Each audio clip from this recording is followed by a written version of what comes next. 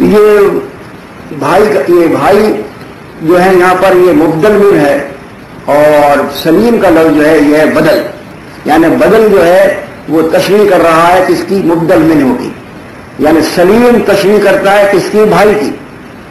تو سلیم کیا ہے؟ بدل، اور بھائی کیا ہے؟ مبدل من. اب آپ یہ جملے قرآن مجید میں آئے ہیں وَلَا تَكُونُوا مِنَ الْمُشْرِكِينَ مِنَ الَّذِينَ فَرَّقُوا دِينَهُمْ، ان پر غور کریں. تو اسی قواعد کے لحاظ سے اس میں مِنَ الَّذِينَ فَرَّقُوا یہ تو ہے مطبوع مبدل من، اور مِنَ الَّذِينَ فَرَّقُوا یہ ہے بدل. تو مِنَ الَّذِينَ فَرَّقُوا کی تشریح کیا ہوگی؟ اس کی تشریح ان الفاظ میں ہوگی مِنَ الَّذِينَ فَرَّقُوا. وَلَا تَكُونُوا مِنَ الْمُشْرِكِينَ کی تشریح مِنَ الَّذِينَ فَرَّقُوا سے ہوگی، یعنی مشرکین میں سے نہ ہونا. مشرکین سے مراد کیا ہے؟ مِنَ الَّذِينَ فَرَّقُوا. جس طرح وہاں بھائی سے مراد کیا تھی؟ سلیم. اس طرح مشرکین سے مراد اس آیت میں کیا ہے؟ الَّذِينَ فَرَّقُوا، جنہوں نے فرقے بنا لی. الَّذِينَ فَرَّقُوا دِينَهُمْ، جنہوں نے اپنے دین کو ٹکڑے ٹکڑے کر ڈالا.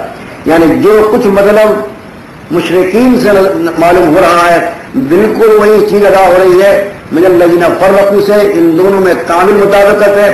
اور جو مطلب کہ متکلم کا مِنَ الَّذِينَ فَرَّقُوا کہنے سے ہے، وَلَا تَكُونُوا مِنَ الْمُشْرِكِينَ کہنے سے ہے، وہی مطلب جو ہے مِنَ الَّذِينَ فَرَّقُوا کہنے سے ہے.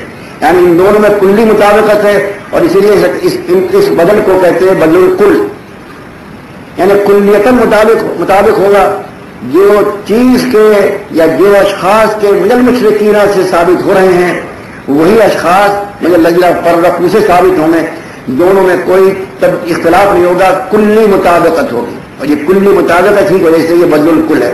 اتنا آپ نے سمجھ لینے کے بعد اب آپ یہ سمجھیں کہ قواعد کی روح سے، عربی قواعد کی روح سے اس کا مطلب جو ہوگا وہ صحیح ترین یہ ہوگا کہ وَلَا تَكُونُوا مِنَ الْمُشْرِكِينَ، مشرکین میں سے مت ہو جانا.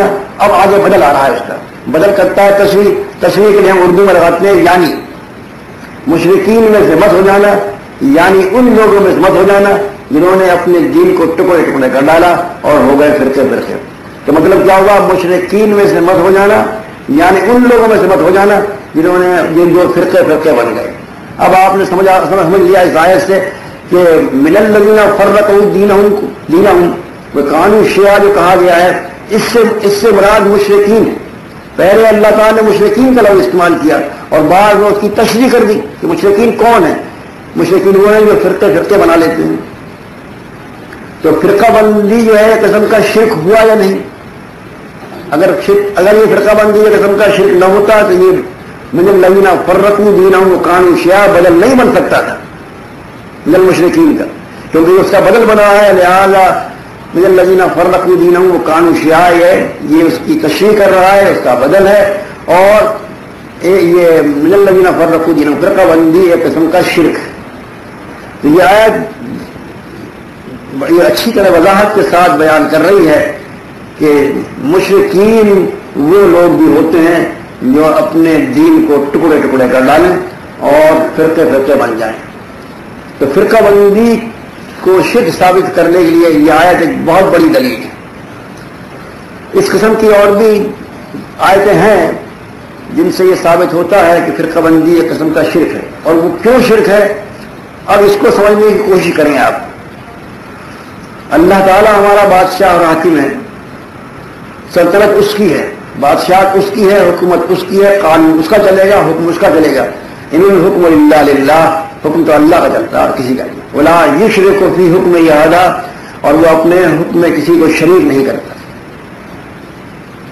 حکم اس کا چلتا ہے، وہ اپنے حکم میں کسی کو شریک نہیں کرتا، اپنی حکومت میں کسی کو شریک نہیں کرتا. وہ اپنی سلطنت کا واحد مالک ہے، ملک الناس، لوگوں کا بادشاہ وہ ہے. اور صحیح مسلم حدیث ہے، اللہ کے رسول صلی اللہ علیہ وسلم فرماتے ہیں لا ملک الا اللہ، بادشاہ تو کوئی ہے نہیں سوائے اللہ تعالیٰ کا. وہ کیسا بادشاہ؟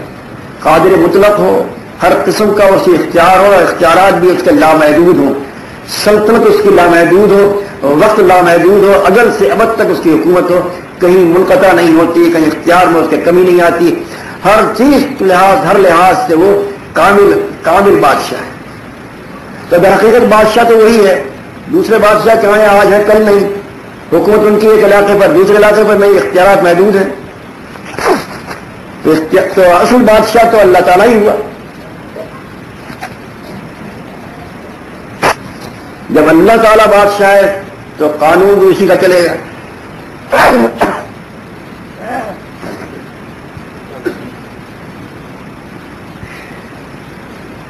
اور جب قانون اس کا چلے گا تو دوسرے کا قانون نہیں چل سکتا, کیونکہ پھر دو بادشاہ ہو جائیں گے.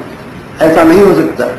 جب آپ نے یہ مان لیا ہے کہ اللہ تعالیٰ کے علاوہ کوئی الہ نہیں ہے تو بادشاہ بھی کوئی لا ملک الا اللہ جب فرمایا گیا ہے, لا ملک الا اللہ, اس کے معنی یہ کوئی بادشاہ نہیں سوائے اللہ کے, کوئی الہ نہیں سوائے اللہ کے. وہ الہی کی تشریح ہو رہی ہے. بادشاہ کوئی نہیں ہے سوائے اللہ کے. حقیقت میں بادشاہ وہ ہے جس کی بادشاہت کبھی کہیں ختم نہیں ہوتی, نہ وقت کے لحاظ سے نہ رقبے کے لحاظ سے. تو اب بادشاہ جب اللہ تعالیٰ اکیلا ہے تو قانون بھی اسی اکیلے کا چلے گا. وہ اپنے قانون میں کسی دوسرے کی شرکت کو پسند نہیں کرتا, بلکہ شرکت تو بہت بڑی چیز ہے. اس لیے کہ شریک بنانا کے معنی شرک کرنا, اور شرک جو ہے وہ بہت بڑا گناہ ہے, بلکہ سب سے بڑا گناہ ہے. لہذا اس چیز کو تو اللہ تعالیٰ کبھی پسند نہیں کرے گا کہ اس کی حکومت میں کسی دوسرے کا قانون چلے. یہی وجہ ہے کہ اللہ تعالیٰ نے اپنے قانون نازل فرما دیے جو دین اسلام کی شکل میں ہمارے پاس آئے. اور صرف یہی نہیں کہ اس نے اپنا دین نازل کر دیا, اپنے قوانین نازل کر دیے, اپنے احکامات نازل کر دیے, بلکہ اس نے صاف یہ بھی فرما دیا کہ اب تمہیں پیروی اسی کی کرنی ہے, کسی دوسری چیز کی پیروی نہیں کرنی. دوسری چیز کی پیروی کو حرام کر دیا اور اپنے احکام کی پیروی کو فرض کر دیا. اتبعوا ما انزل الیکم من ربکم ولا تتبعوا من دونہ اولیاء قلیلا ما تذکرون. پیروی کرو اس چیز کی جو تمہارے رب کی طرف سے نازل ہوئی ہے. یہ تو فرض ہو گیا. اس چیز کی پیروی کرنا جو اللہ تعالیٰ کی طرف سے نازل ہوئی ہے فرض ہوا.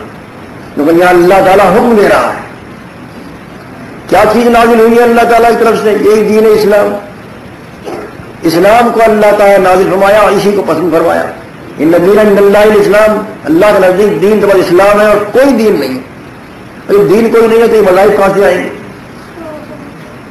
اور ان کو تو بس دین کوئی کہتا بھی نہیں ہے.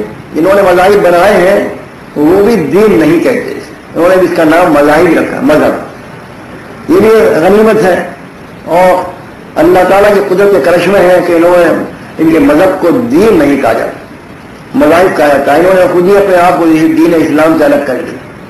اور ویسے بھی ایک بات سوچنے کی ہے کہ اسلام تو ایک دین تھا جو آسمان سے نازل ہوا تھا. یہ اتنے دین کیسے ہو سکتے ہیں کہ ہر ایک جو ہے وہ اسلام ہے, ہر ایک اسلام. 73 تو اسلام نہیں ہو سکتے. اسلام تو ایک ہی ہوگا, اور جب ایک ہی اسلام ہوگا تو 72 کیا ہوں گے؟ ان کو بھی اسلام کہا جائے گا. ان کو اسلام کیسے کہا جا سکتا ہے؟ اس لیے کہ اسلام تو ایک ہے, وہی نازل ہوا ہے اللہ تعالیٰ کی طرف سے, اور اسی کی پیروی کرنی ہے. 72 جو ہے وہ اسلام نہیں ہو سکتے. اگرچہ ان کو کوئی کہتا ہے اسلام تو کہتا رہے, اللہ تعالیٰ کے نزدیک اسلام وہی جو نازل کیا اس نے. ان الدین عند اللہ الاسلام. اور وہ اسلام جو اللہ تعالیٰ نے نازل کیا ہے وہ قرآن مجید اور احادیث کے اندر محفوظ ہے. اس کے باہر تو کہیں ہے نہیں. کیوں نہیں ہے باہر؟ اس لیے کہ اللہ کے رسول صلی اللہ علیہ وسلم کے زمانے میں دین کامل ہو گیا تھا. جب دین کامل ہو گیا تھا اس وقت قرآن مجید اور احادیث نبوی کے علاوہ کوئی تیسری چیز نہیں تھی. اور جب تیسری چیز نہیں تھی تو تیسری چیز میں اب دین نہیں ملے گا. دین ملے گا آپ کو تو صرف قرآن حدیث اندر ملے گا. اب قرآن حدیث کے علاوہ کوئی تیسری چیز کو بھی داخل کرتا ہے دین میں تو کیا وہ دین اصلی دین رہے گا؟ وہ ملاوٹ کا دین ہوگا, وہ جعلی اور مصنوعی دین ہوگا, خالص دین نہیں ہوگا. حالانکہ خالص دین تو اللہ تعالیٰ کا ہے, الا للہ دین الخالص. تو ایسے دین کو بھی کیا اللہ کا دین کہیں گے جس میں ملاوٹ ہو گئی ہو؟ یہاں ملاوٹ آپ پسند نہیں کرتے کسی چیز میں, دین میں ملاوٹ کیسے پسند کر لی جائے گی؟ اور اللہ تعالیٰ کیسے پسند کر لے گا جبکہ وہ وحدہ لا شریک ہے, وہ تو شرکت پسند ہی نہیں کرتا. تو احکام میں اپنے کیسے شرکت پسند کرے گا؟ وہی قانون ساز ہے, وہی شارع ہے, اسی کے شریعت چلتی رہے گی. اور آپ